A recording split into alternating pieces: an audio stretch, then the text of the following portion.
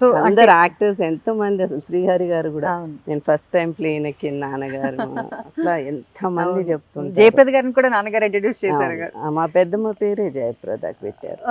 Okay. Jayasudha గారికి కూడా నానే పేరు పెట్టారు. Okay okay.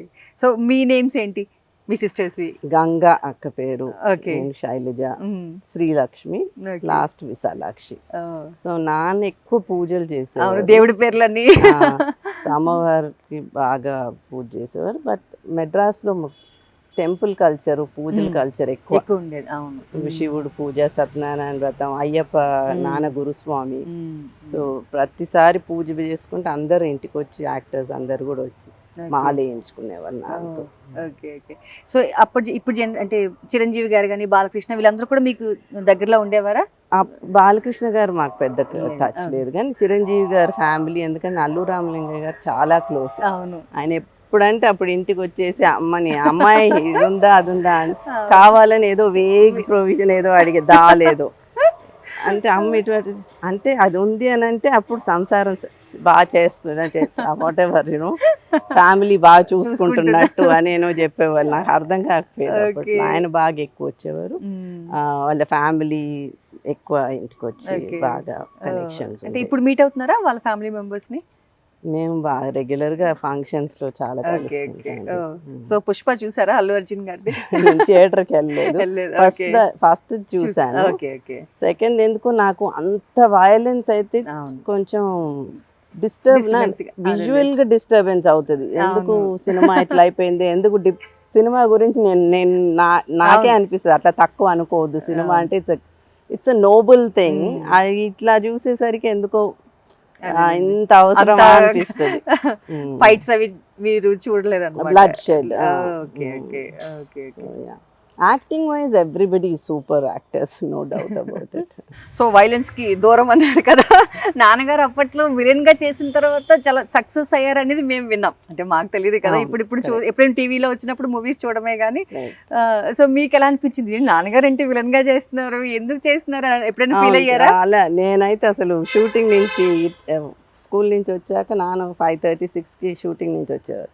పరిగెత్తుకుంటే వెళ్ళి ఇంటి వెనకాల అక్కడ ఒక వెల్ ఉండేది, దాని వెనకాల చాలాసేపు కూర్చునేదాన్ని. ఎందుకంటే ఇక్కడ నాన్న మేకప్ తీసిన దాకా.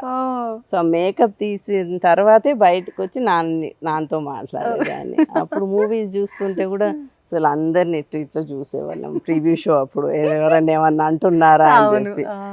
అప్పుడు నాన్న ఐడియా ఆఫ్ యాక్టింగ్ వాజ్, ఇప్పుడు any profession is a Nobel profession అంటారు కదా. సో యాక్టింగ్ లో actually he said if you have to do this, villain అయితే నాకు చాలా రోజులు క్యారెక్టర్స్ ఇయర్స్ ఉంటారు, హీరో అయితే కొంచెం టైం వరకే చేసుకొని మళ్ళీ మనం ఎగ్జిట్ అయిపోవాలా అని చెప్పి కావాలని.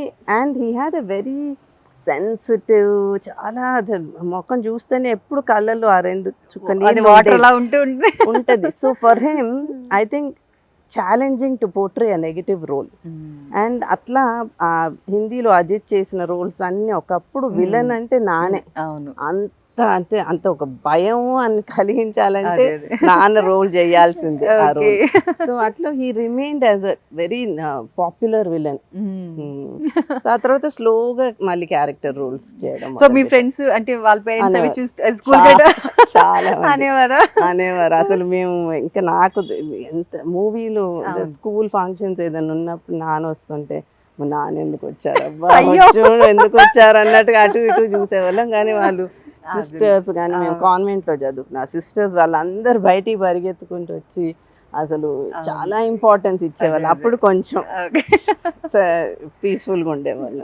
కాలేజ్లో అంటే +2 చదువుతుంటే మేము స్కూల్ కార్ బయట అక్కడ పక్కన న్యూ కాలేజ్ అని కూడా ఉండేది. కావాలని ఆ బాయ్స్ అంతా వచ్చి నిలబడేవాళ్ళు.